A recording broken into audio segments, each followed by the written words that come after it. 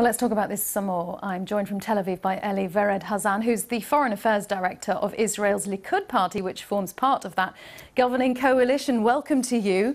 How did we get to this stage? You could say this looks more like Italian politics. No doubt about it. And this is one of the criticisms that we have against the political system. There is a lot of objection to Netanyahu from the left bloc, and there is a lot of support to Netanyahu from the right bloc.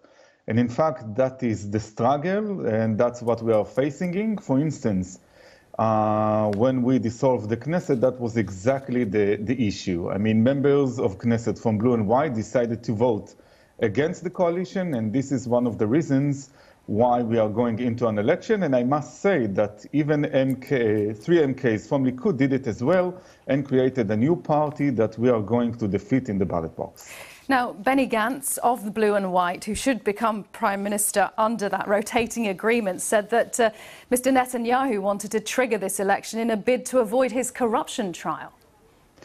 Technically and essentially, it is not true. Benny Gantz became weaker and weaker and weaker ever since he joined Netanyahu's government against the will of his voters, and therefore we needed to find some excuses in order to make it legitimate. We completely disagree to this claim. It is not true. And we just wanted to take the state of Israel out of this corona crisis. Unfortunately, he surrendered to the forces inside his party, and we are moving forward. Okay, stepping back from what each party is saying about the other, I mean, looking at this more widely, is Israel capable of forming a stable government? This is its fourth attempt in 2 years.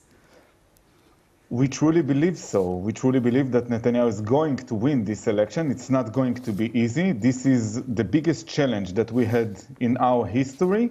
Right now, we have to deal even against right-wingers, but we truly believe that Netanyahu is capable of doing that.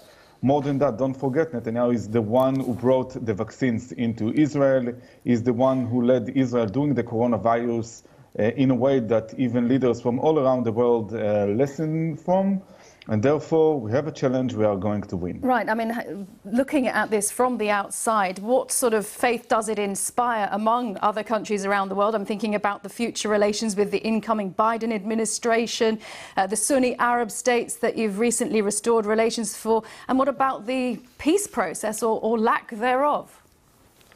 Well, you should ask this question the Palestinian leadership, who refused again and again and again to any concession with Israel. Okay, but I'm asking you about this instability, about what Israel is doing and its failure to have a stable government. Israel is doing about stable government or the peace process, what you're asking about? Yeah, I'm just asking what effect does this instability have on all those other processes? I don't know if you pay attention, but we signed a peace treaty with Bahrain and with the UAE. During the crisis, the political crisis. We can go on and go on and go on because Netanyahu brings something different. The next step is Morocco, of course, and we truly believe that after Morocco, many countries will come as well. And you don't think that this instability will detract from those processes? Well, it has some effects, but not significant effect, as you can see. 4 treaty or 4 peace declarations in the last year. It is amazing to see it. And of course, we have to wait and see what the administration of Biden would bring with. OK, we must leave it there. Eli Vered Hazan, Foreign Affairs Director of Likud. Thank you very much.